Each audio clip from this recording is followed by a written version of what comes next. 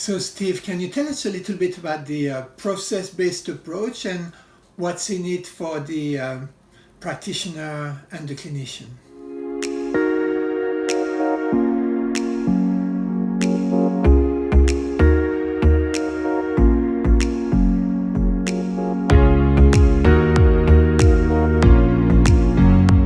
What's in there is liberation. You can be evidence-based, but not living under protocols. And the other thing that's in there is you get to participate in the creation of the foundation to change the whole thing, because we go back to ideographic, radical ideographic. Throughout that goddamn psychometrics is a pile of shit, and it's a mistake in terms of the level of analysis, because you got all this kind of, consistency across people is the way you filter your assessments instead of utility within people. And then you're trying to change people's lives. It's like dumb. And so you do high density single item, but also behavioral measures like that. You see what the dependencies are within your clients. You target the relationships in their network. So instead of taking these nomothetically derived processes, which are statistically invalid, even the mediation studies we've got are invalid. Basically all the randomized trials are invalid. They're statistically invalid because we've known for 80 years that only works if you don't have developmental trends and you have homogeneity between people. They're called ergodic assumptions. That never applies. Example, and this is a rant, but you'll see quick. What is the relationship between typing speed and errors?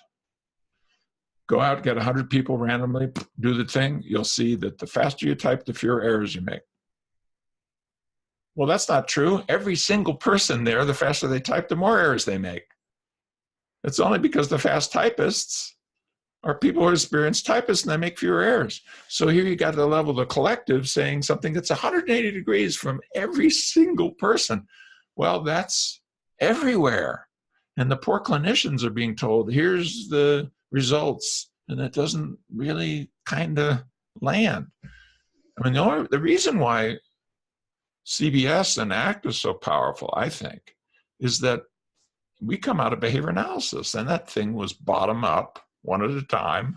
I mean, all the early stuff on relational frame theory, on rule-governed behavior, even this early stuff on diffusion, acceptance, et cetera, was vetted at the level of individuals, and then to nomothetic. You can get nomothetic, reinforcement's nomothetic, but you didn't get to reinforcement by having a big collective and trying to reinforce the group. You did it one at a time.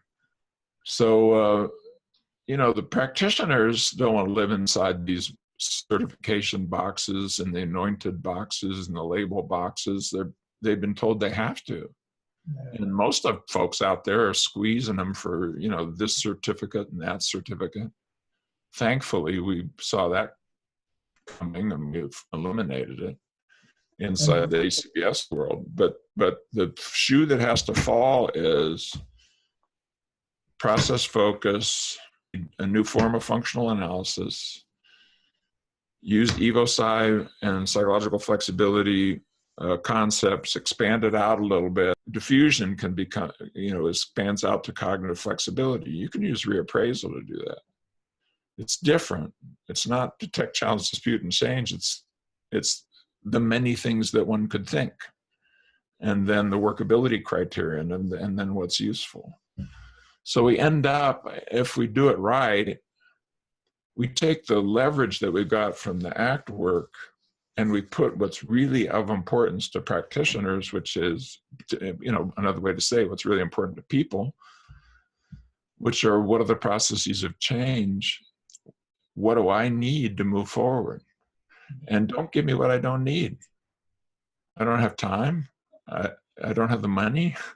The practitioners don't have the time.